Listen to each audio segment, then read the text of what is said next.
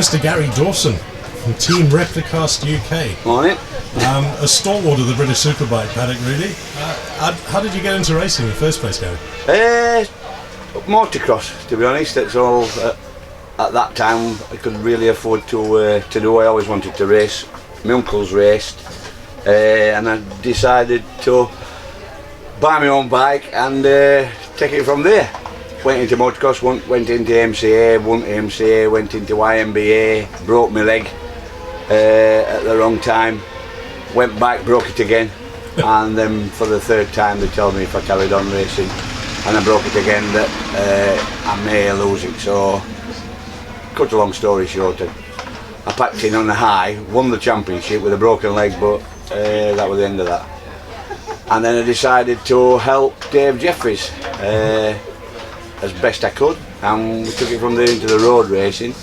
Then my son decided he wanted to do road racing, which I tried to stop him, and took him to every corner I could find that he could see a crash on, and tried to understand that it's not all glamour, it's a lot of hurt and heartache. And he wasn't bothered, he just said, I still want to race, and we went to Emra with him, we won that championship, went to MRO, Super Teams, come to British, and then he grew up, as they always do, decided that he fractured his skull and decided that the injuries were a little bit more than the rewards at that time, and they were. But then we decided that it's no good just hanging it in. We decided to develop and bring on youngsters and help them through the way, and that's more or less what we've done. Being involved in a paddock like this is obviously very, very special to you, because otherwise you wouldn't carry on doing exactly, it. Yeah. What makes it special for you? I think with the littler bikes, it's getting the bikes as fast as you can and get the best out of the bikes that you can with what you've got, rather than if you had the money and you bought the bikes, the buzz wouldn't be the same, I don't think. Strong, but not a missile. You need to be able to ride it, you need to be able to understand it, and you need to be able to understand suspension, tyres. If you throw tyres at them every 2 minutes, they'll never understand what a tyre does, they'll just expect the best. So we bring them on really by standard bike, Honda, which is good enough to win a club race, but not quite good enough to win a national race. And the British, definitely not, but we work with it, and we work with the rider, and every rider's different and every bike's different, and we build the relationship with the bike and the rider and the team. So we make the rider and the bike as one, and then the team gels as one, and to be honest, it's working. It's working with Charlie. We've not given him anything that he hasn't deserved, and as soon as he deserves it, he gets it. The improvement that you've seen this season is, last season we lost a race, second place podium by 0.03 of a second due to we only had single ignition, and we rewarded him this year with twin injection. So that's helped. Suspension, it wasn't riding any faster. We realised he were riding to the limits of the suspension he got. The suspension was good, the tyres were wearing perfectly, but the bike wasn't being able to go any faster due to the suspension, so we've done the suspension. Engine modifications, we're building as we go, because he's now riding to the bike, he's riding the engine, he's at the, today for instance, from church to the complex, we're losing, because our bike's nowhere near as fast as these KTMs.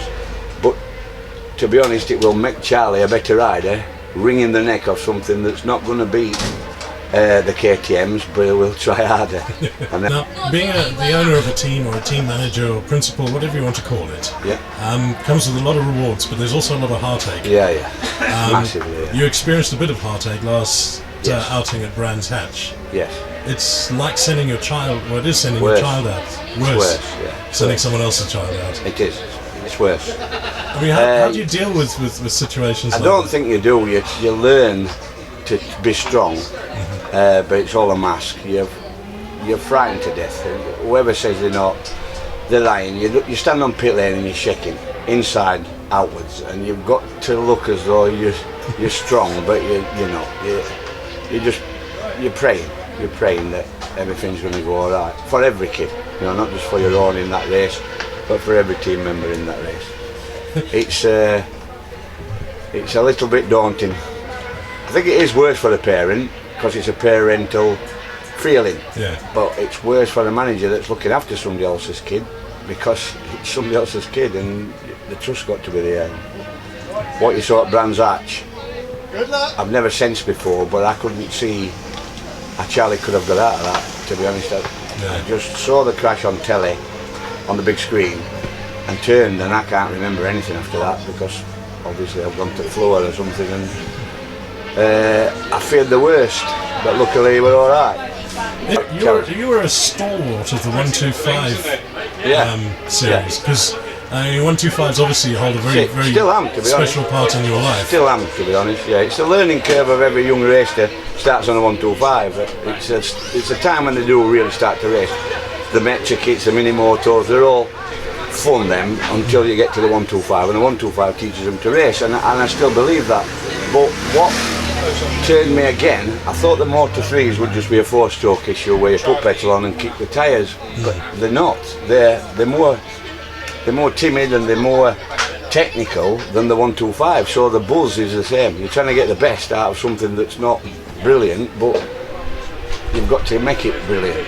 You've got some involvement from a MotoGP rider by the name of Scott Redding, haven't you? How did that come about? We helped Scott when he was on a mini motor. We built his fairings in carbon fibre and Metro kits, and we've helped him all the way through best we can without anything we could, fairing wise, testing wise. An R6 fairing, he was to go and play on an R6 before he went on Motor 2, and we helped him that way. He runs an academy, and Scott did tell me about Charlie, but not in a way that would make me go and look at a kid going around on a Metro kit. It's not something that we do. We should do. We definitely should be looking to them ways into the MotoGP, into the Motor 3. Or into this paddock, but we're not. Unfortunately, that's our fault, not their fault. And Scott said, would we look after it, Charlie? And I said, yeah, we've got an available seat on the 125 because we already had Danny Costellia on the Motor 3. Scott said, that's fantastic, and we'll bring him on. So we did it that way. And then Scott, before we started, said, let's have a Motor 3. And he presented us with it at the NEC show, which was fantastic. For a kid to put something back, and he is still a kid, to put something back into what helped him were overwhelming. And he's on the phone, he's wishing as well, talking to Charlie. If we've got a problem, he can talk to Charlie. That we would never understand half of what Scott's forgot, really, going through his way of teaching him. And it's great, it's great.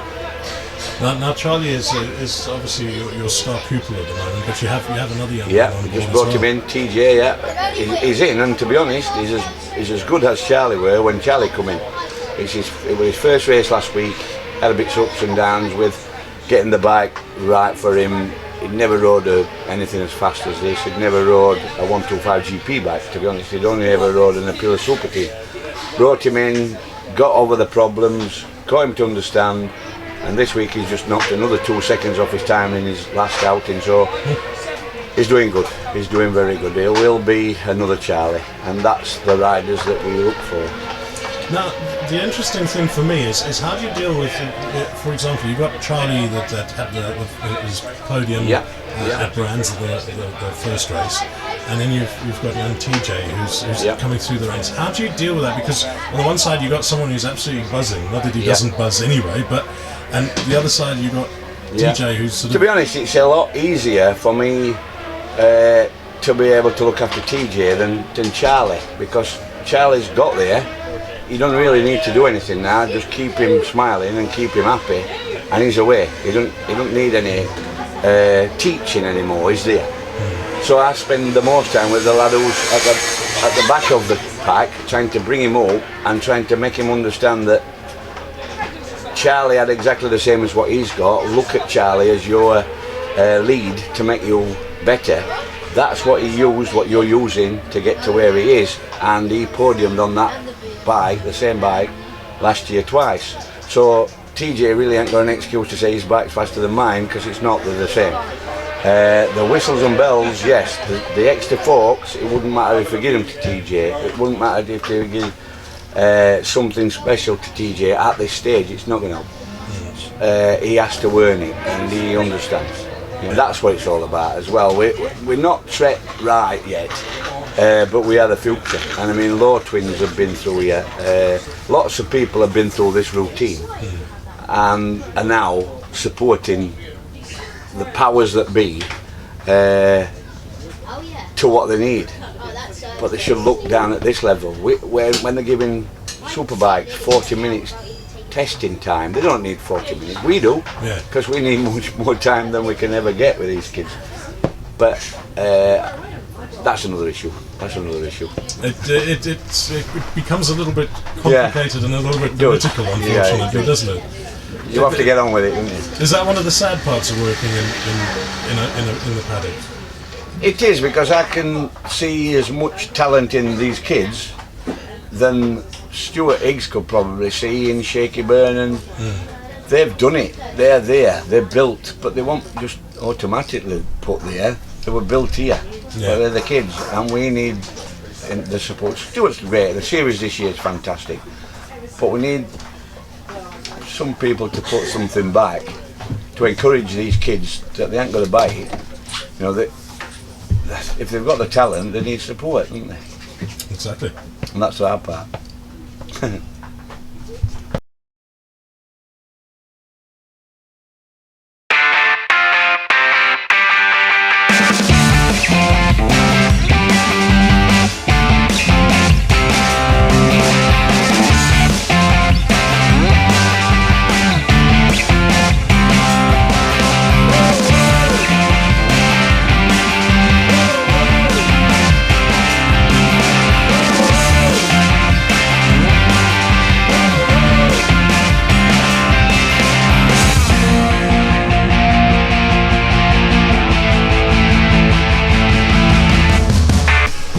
Right, it's called Tater Tot, isn't it? Yeah, it is now. It is now. For the third time running. Right, Charlie, tell us a bit about your racing career. Where did it all begin? Well, it all began when I was 2 years old. I mean, I sort of started, I was brought up with bikes in the paddock. It all started with my dad. And yeah, I just went from there really. I started racing when I was 6. And then managed to build up 3 championships on mini moto 4.2s. Then I went to the 50s with Mark Clayton and loads of other people, and we raced on that for 2 years. And then we went on to the 70s with Mark again for 1 year. Then we went out to Spain on the 70s for the 2nd year and won the Barcelona sort of category for the 70s, but came 3rd overall, which was really good.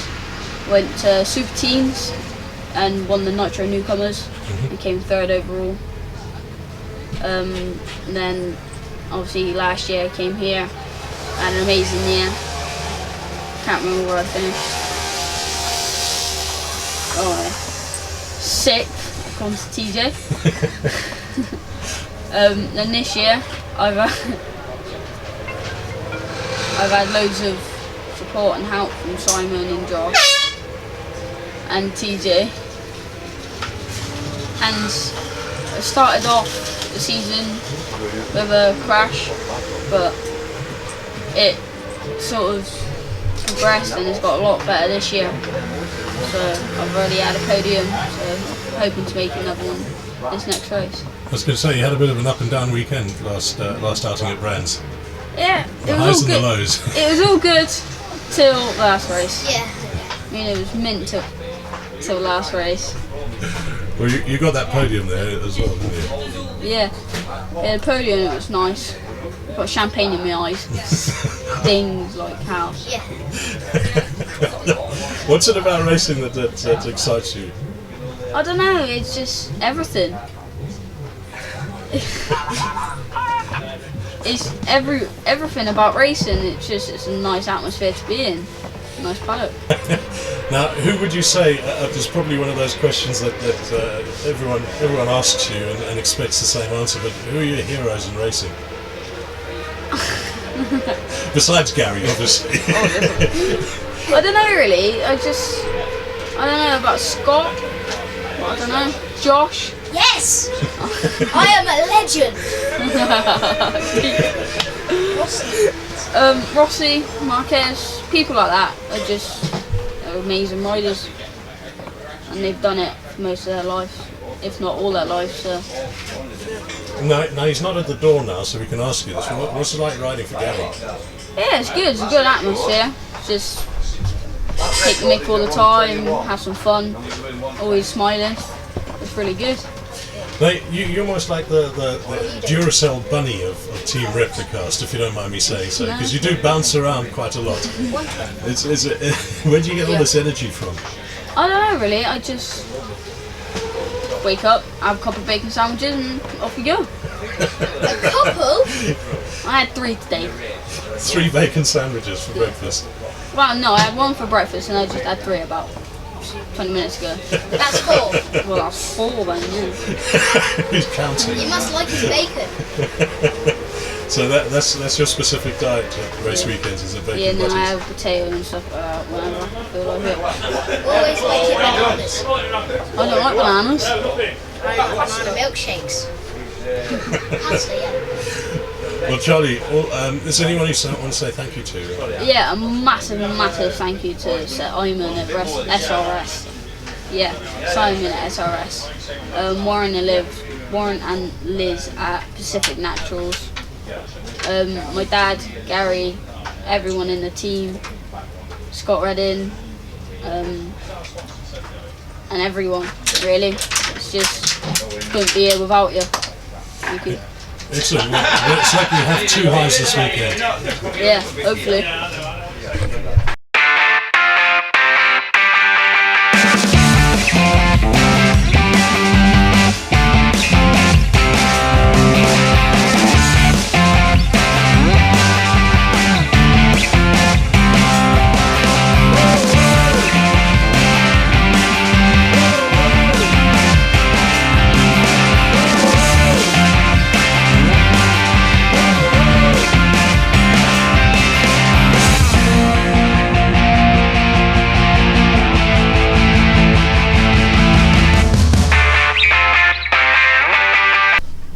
Right, TJ and Josh, we're also talking about Team Repli-cast UK. TJ, you're a newcomer to the team. How's it been for you so far? Yeah, I've had a really good experience with the team. They've made me feel really welcome. They put together a great bike. The atmosphere is absolutely brilliant. And I can't pick any faults with the team. I think they're absolutely amazing. Where have you come from to get to the Magister series? When I was 3, I started on a mini moto, Right. and I raced a mini moto until I was 10, and then I moved on to a mini GP50, which is a production race bike, and then I moved on to a mini GP70, and I managed to get podiums in all the championships that I did. And then I did the Super Team Challenge with Thundersport, and I left it because I got an offer from Repli-cast to ride with them, and I was currently winning that championship, so yeah, that's how I got here. It's a tough series, that Thundersport series as well. It's not exactly club racing, is it? No, it's that one step above club racing and then one step below BSB, but it is a very, very good championship, and it brings a lot of young riders through. Do you find the Motorstar series quite daunting in that the guys here, I think of Ed Rendell, who've been racing in the series probably since it started? Not really. As a racer, you're used to having that. There's always one person that will be better than you, and you accept racing that it's going to be tough. and there's going to be some hard battling, but it's not very daunting. At first, this track, Thruxton, is the fastest track in the UK, and when you're doing 150 mile an hour for the first time, it's quite daunting at first, but it's surprising how fast you get used to it. What do you enjoy most about motorcycle racing? Probably the adrenaline rush and how much fun that it gives you. There's just that feeling when you sit on the bike, you take a deep breath, you relax and you smile, you remember why you're doing it, and then you go out and you're hitting top speeds of 150, and it's just the adrenaline rush that it gives you is absolutely brilliant. Excellent. Now Josh, Yeah. are you part of the development of Team Repli-cast? Tell us a bit about your racing career so far. Well, I started when I was 7. So 2 years ago then? Yeah, nearly 3. Nearly 3. Yeah. And we met Spud. He helped me out till I started in fab racing. He helped me out a lot. I don't know how I would be as quick as I am now without Spud. And we started from there on the mini motos, finished 3rd in our first novice championship, and after that we went on into the 4-2 Pro Championship. The what? The 4-2 Pro.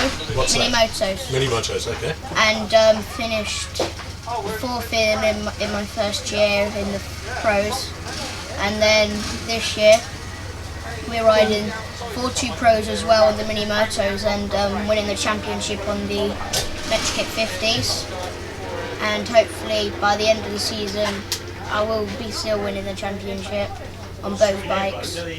And I do testing in Spain in all the MotoGP tracks, and yeah, so thanks to all my sponsors and everything. Do you do any riding besides testing in Spain? I do some motocross just for physical training, but that's really, and some football just to keep fit. Now, with you, Josh, it's a bit more difficult because in this country there's age limits that you haven't reached yet. Do you find that a little bit frustrating? Yeah, because you see the Spanish riders, they go to school, they come after school and they go racing after school whenever they want. But in England, there's only a Tuesday night at Wilton Mill, and it's really hard to get to from other places. So it's one of the small frustrations. Yeah. Now, you say thank you to all your sponsors. Who are they? Express Coffee, Replicasts, SRS, Charlie Nesbitt Industries, Uritech that do my earplugs, Spuds as well. Do you get yours from Uritech? Yeah, no. But yeah, there's so many good sponsors I can't remember all their names. Excellent. And TJ, anyone you want to say thank you to? Yeah. Firstly, a massive thank you to Team Repli-cast for doing an amazing job. Sean Wynn from SMW, Skills Direct, KMB Motors, and anybody else that has helped me through the season, and obviously my mum and dad, because I wouldn't be racing without them. Excellent. Well guys, have a good weekend, and TJ, all the best for the race today and tomorrow. Thank you.